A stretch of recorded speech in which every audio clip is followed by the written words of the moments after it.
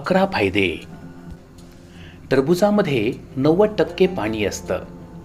उन्हाळ्यात टरबूज खाल्ल्याने शरीरातील पाण्याची कमतरता भरून निघते. त्वचा हायड्रेटेड राहते. टरबूज खाल्ल्याने वजन कमी होतं. टरबूज खाल्ल्यानंतर आपल्याला पोट भरल्याची भावना तयार होते. शिवाय शरीरात चरबी सुद्धा तयार होत नाही. टरबूजामध्ये लाइकोपीन असतं, जे कर्करोगाच्या पेशींना नष्ट करण्यामध्ये मदत करतं. टरबूजामध्ये लोह, फायबर आणि व्हिटॅमिन सी भरपूर प्रमाणात असतात. टरबूज खाल्ल्याने पचनक्रिया सुद्धा व्यवस्थित चालते.